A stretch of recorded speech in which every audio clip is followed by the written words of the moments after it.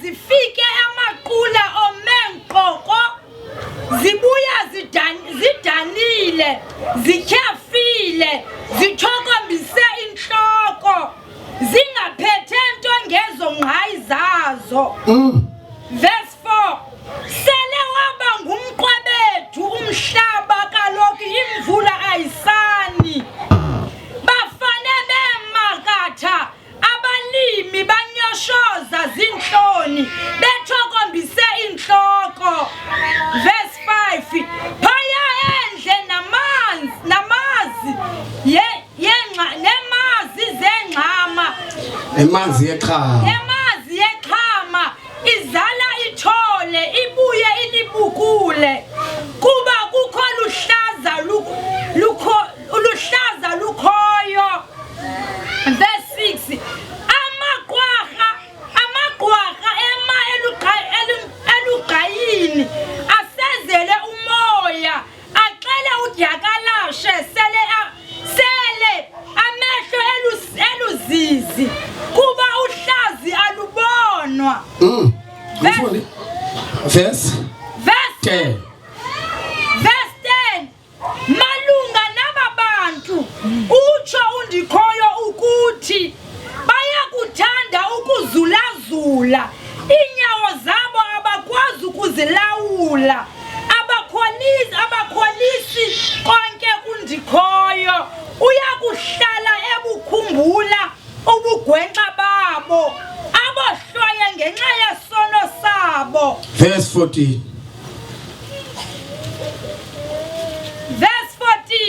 undikhoyo uthe ukundiphendula abo abashumayeli bathethe ubuxoki ngegama lam abathunywanga ndim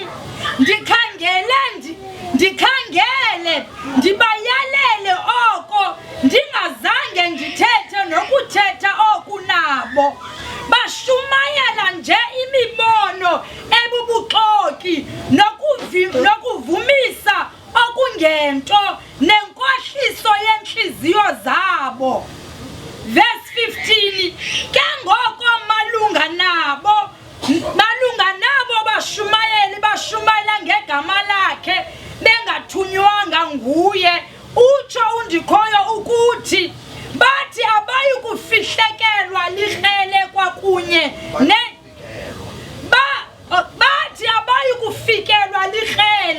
kwakunye nendlala abantu belilizwe kambe abo bashumayeli bona ngokwabo baya kutshabalala ngeqene nayindlala. Verse 16 nabo bantu babashumayezayo baya kukhutshelwa ngaphandle ezitalatweni zaseJerusalema ngenxa yendlala nalikrele akuyi kubakho bani uyakubangcwaba kungayi kubakho bani uyakubangcwaba nkqu nabafazi nonyana neentombi zabo ndiyakubahlisela ishwangusha ngenxa yenkohlakalo yabo.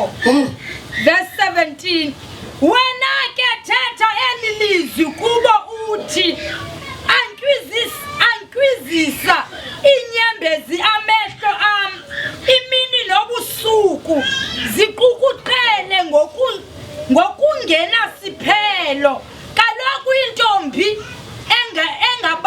engabantu bam yenzakele kangakumbi yoselwe lelinzulu lona inxeba eli. Verse 18 ndithi ndakuphumela ngaphandle ndithane nqwaqaqa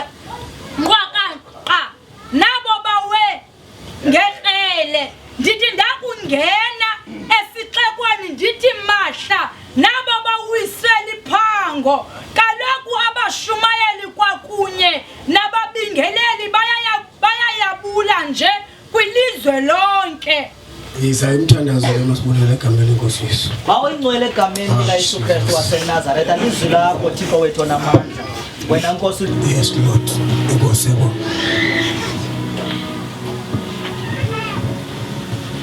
Kuyixungu ke bazalwane oko mina ndikuvayo ndikubonayo apha kule Bible. ngoba lo mprofeti ndakuyijonga le meko yalembalela siphezu kwayo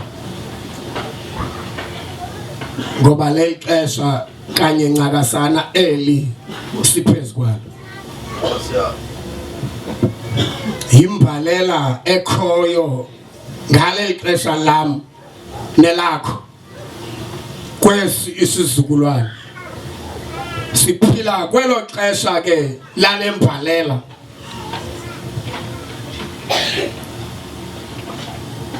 futhi kangangoba kubalele imbalela lena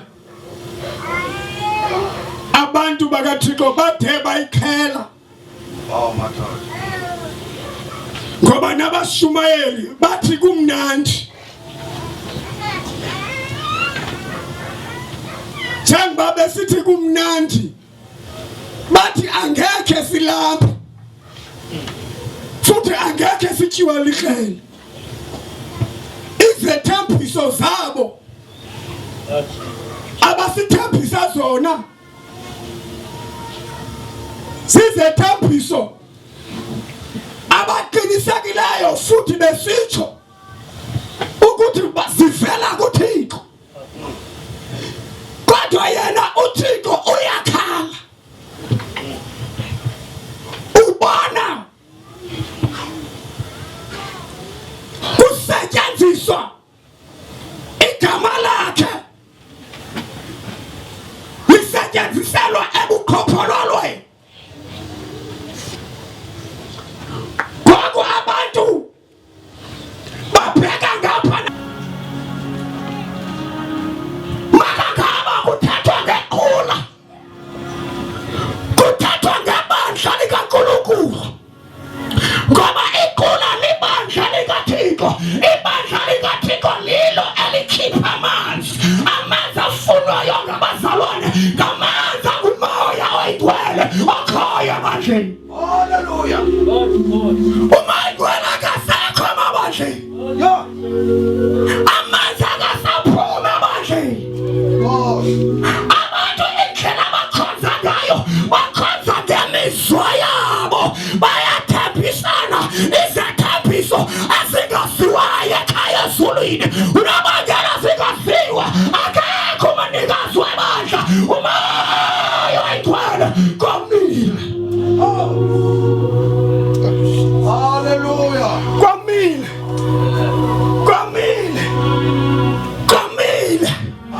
abantu banxaniwe abantu bamathakile abantu bayakhula besemandleni into abathengiswa ngokutsha okuba ngeke nilambe ngelo xesha abantu bayazula balambile.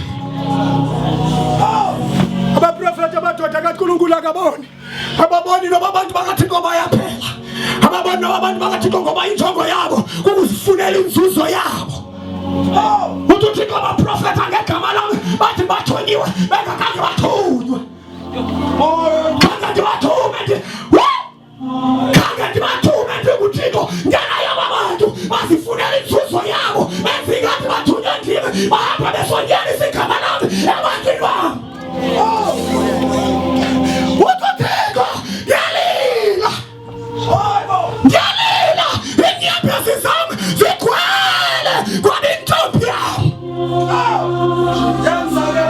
intombi yami yenzakele yalila adonwaba ngekhaya ezulwini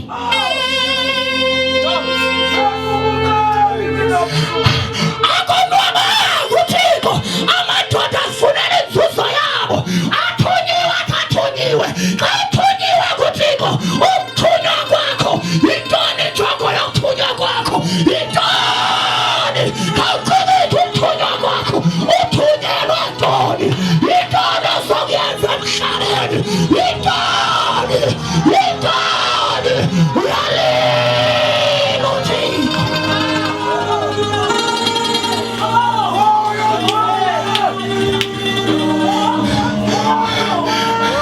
Bamkhibile umayigcwele kabemkhibile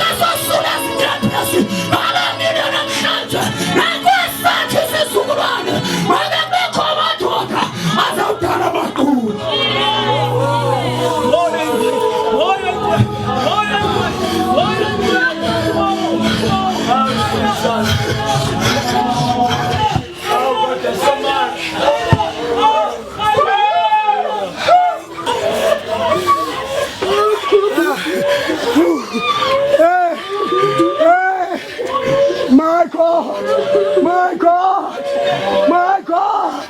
Oh Jesus, lenwenzayo noma uyenze ebusuku, uyajona efonini, uthandimane efonini, uyahleba efonini, usegroupini yokuhleba, awukho kwigroup yolila ukuthi bakuphuma ikula.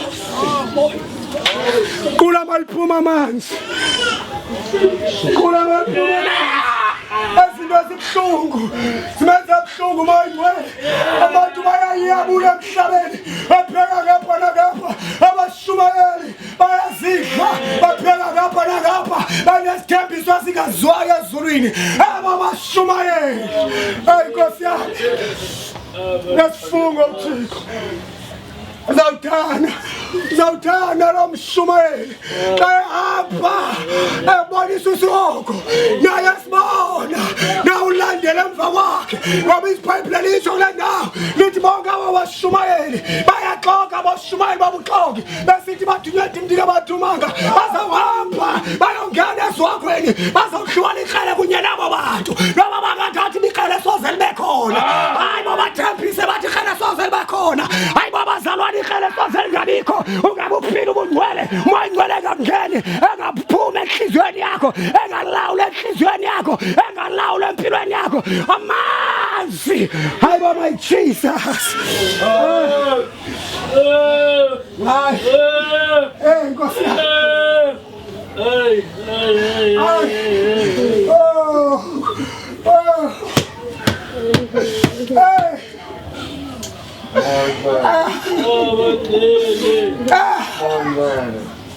Alqikiti ubizo lakho luyintoni phambi kaNkulunkulu ubizo lakho luyintoni emhlabeni alqikiti emzalwane elixesha usahlala kulo ndawo uyavana namoyingcwele ayinguwena abangela ukuba zivaleke onke amaqulu emhlabeni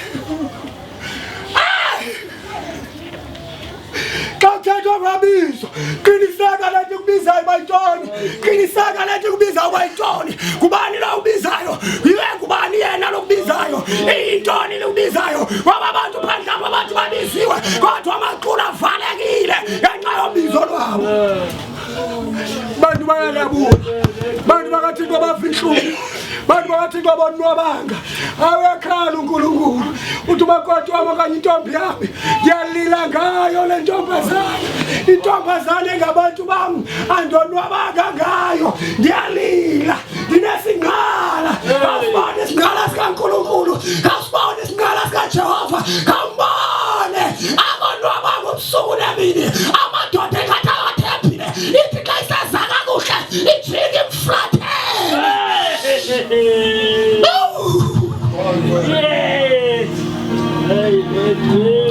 Alikasa nalomba wonke umuntu afana nomoyingcwele lonke ibandla lifane nomoyingcwele nathi noma silemphinana siyiyo kodwa namhlanje sizothandaza avuka amaqula kuzo zonke indawo kuzo zonke imfama ingabe ilana yodwa indawo esenemphinana okanye esenentingadi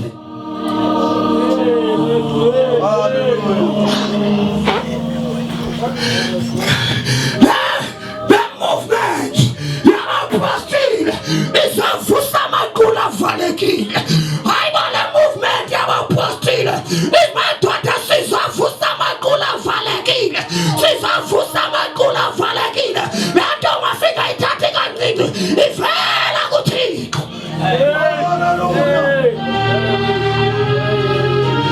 singayidoubt nabo mpostile akangena namhlanje simbone kuleni service kodwa kwi-service yonyaka ozayo singamboni lowo ukhatshiwe ukhalele namaqula avalekile singaphela imandla ngenxa yalonto singaphela imandla ngenxa yalonto asithengi ubusobamntu asicompromise ngayo le ndawo siyayazi into esiyiphetheyo hayi ba my Jesus oh my redeemer hey Nkosi yami nawe namhlanje kawuphuma usithi kule nkonzo kamoyingcwele ikhona into endiyizuzileyo ndizuze ndiwasusela ukuthi iqula ndiyimekhaphili noma ndindodwa iqula lingavaleki ezantsi emhlabeni ndikhona egama ndisekhoyo ndisazibiza ngoba ndisindisiwe amaqula angavaleki amaqula angavaleki amaqula angavaleki ndisaphila ndizawumekhaphili ndingumama ndizothandaza ndingutata ndizawuma ndingotata ndithuyakhanga sathana yabo ndingumama ndintombazana andizulala ndizawugcina endingazi uJehova ukuba ngalalo ubusuku nemini uyaziphinda-phinda njengomama wazawuzala hayibo utshiwe iningi ezulwini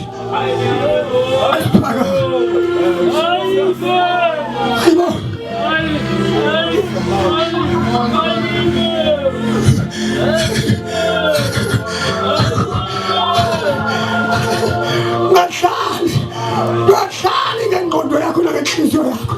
Ungamvumela uSathane ahlale ngomzimba wakho. Ungahlali ngobukho bakho. Ubalekile ezulwini. Ubalekile ezulwini. Ubalekile ezulwini. Noma wena ungazijongela phansi, noma wena ungazandamina, kodwa izulu aliyenzi loo nto. Noma abantu bangandamina, izulu aliyenzi loo nto. Akahlala uThixo, ngaya uYesu. Akahlala uNkulunkulu, ngaya uMoyingcwele. UMoyingcwele namhlanje makahlala inhliziyo yakho nengqondo yakho. UMoyingcwele namhlanje makakuqiqise izinto zakhe. UMoyingcwele namhlanje makenze okubalulekile empilweni yakho. Ziningi izinto ezibalulekile kodwa awude uzuzento uzenza ezinye uyazibona ezinye uyaziva. Hayibo kawuphume ezintweni ngoba wena uyavala.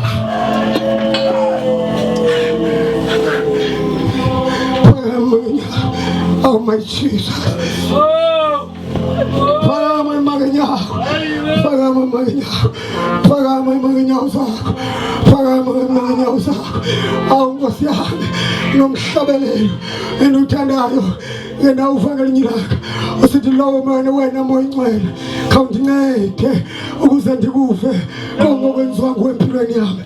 Moyingcwele uyayenza indoda. Uyayenza indoda.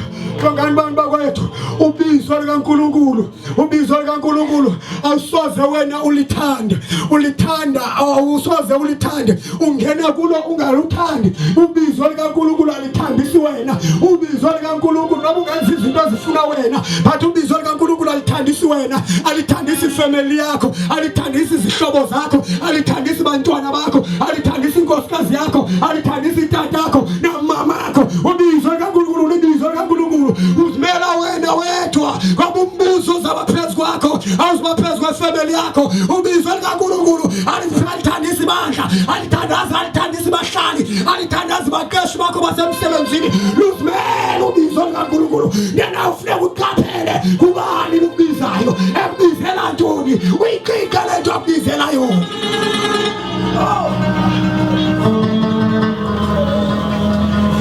Lingalimali ibandla lakho, limalimali ibandla likaNkulunkulu.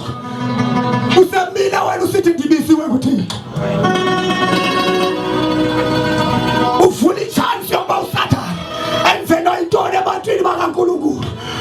Yazi bakantwana banga uThixo. Phakamisa ingalo zakho. Hayibo phakamisa ingalo zakho. Yazi into esindiswe leyo namhlanje. Moyingcwele akazange ugala, akazange uthatha uzokhalela izinto zikaNkulunkulu. Intombazana ufuna ihlelo ngamandla kaMoyingcwele. Teenagers ufuna ihlelo ngamandla kaMoyingcwele. Umfana we-teenagers ufuna ihlelo ngamandla kaMoyingcwele. Indoda ufuna ihlelo ngamandla kaMoyingcwele. Umfundisi nompostile nabavangeli nabashumayeli bahlelo ngamandla kaMoyingcwele. Le nto yenzeka apha kubo. Bangahambi ngesitayile senkonzo, bangahambi ngoba iBhayibhile bayakwazi ukuyikota.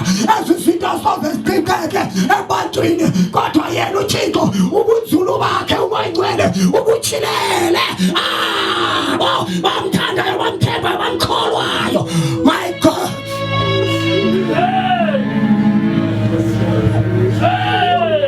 manje kulelo xesha ndiva ilizwi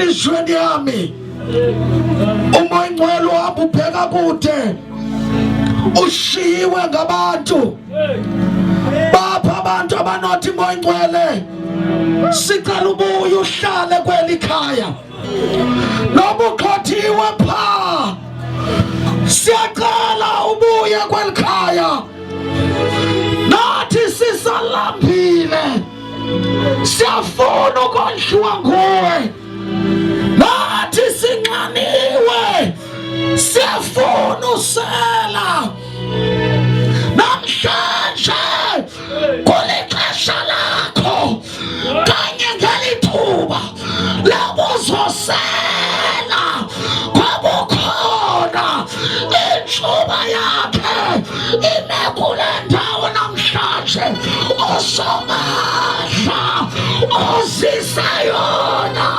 njengolekhara ephopholosa ufuna zawungena kubo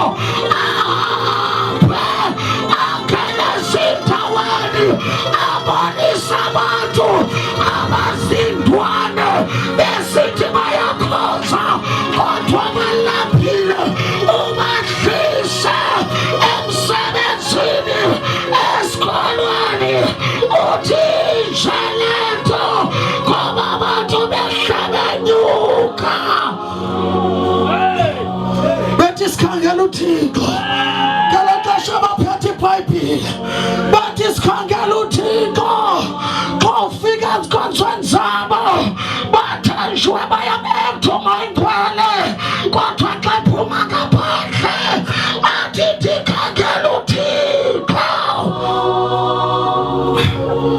cela uphome izandla zakho cela uphome izandla zakho yivule inhliziyo yakho yivule kule ndawo kuyo umoya ngcwele uza kuchukumisa ujaka ngaphakathi kawube nomthandazothi moya ngcwele gqiba impilo yami ndifuna intando yakho kudala uthandazela imimangaliso kudala ubekwe izandla akude kwenzeke lendilele kumoya ngcwele ekufuna kuhlangane naye ngiyacela abantu benkosi awuzaphe eqhogeni likaNkulunkulu awusondele ngaphambili ngicela ugijime lodwa ayiphazamisi noma kumoya ngcwele waza ngaphambili uzawuthatha into kaThixo sondela sondela sondela ungayivali indlela come on isa ngaphambili amandla kamoya ngcwele akhona kule ndawo amandla kamoya ngcwele akhona kule ndawo cela uphome izandla zakho cela uphome izandla zakho ngiyacela ukhawuleze uthathe ispace khawuleza lendifuna wena lendifuna inhliziyo yakho lendifuna ingqondo yakho uyathandwa ezulwini khawuleza izangaphambili sondelani nina ngaphandle abantu baphanga semva ubambelwa phali wayingawela abantu yeah Jesus umoya ngcwele ukhona phali mpho ingawela abantu khawuleza izangaphambili kuthene enhliziyweni yakho uvuma uSathane kukhuphe endaweni elungile kutheni uziyeke zikaThixo uleqeza kaSathane izinto uvelaphi wena awuvela ezulwini na awuphumi kuThixo na wazikona uSathane ngawe yakubalekela kuwe phakamise izandla zakho ukholelwa uThixo namhlanje Jehova ndibuyela kuwe somandla ndibuyela kuwe yami yonke sala mina namhlanje akuvula kumphapho